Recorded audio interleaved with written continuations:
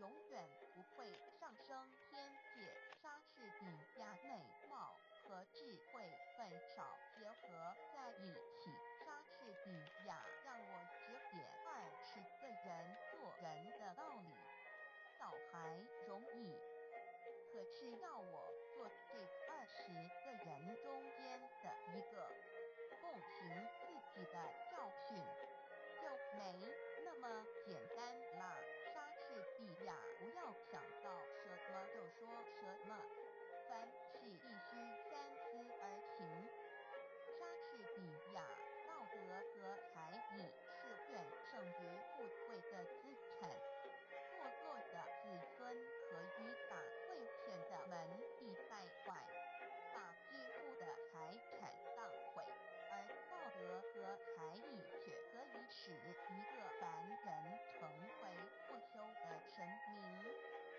莎士比亚人若神经紧张，说东道西，就会犹豫不定，反把事情耽误了。耽误的结果是叫人丧志气连，寸步难移。莎士比亚对人要和气，但不要狭隘。莎士比亚起先的冷淡，将会使以后的恋爱更加热烈。莎士比亚如果要别人成醒，首先要自己成醒。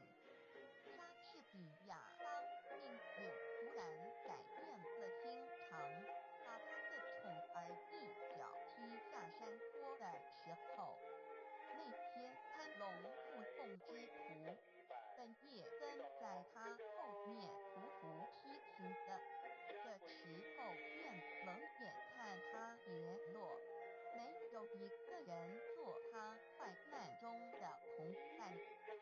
莎士比亚才忍藏着锋利的牙齿。莎士比亚终曾因为努力的狂妄而变得毫无价值。莎士比亚人生就像是一匹用善恶的丝线交错成的布，我们的善行必须受我们过去过失的鞭挞，才不会过分趾高气扬。我们的罪恶又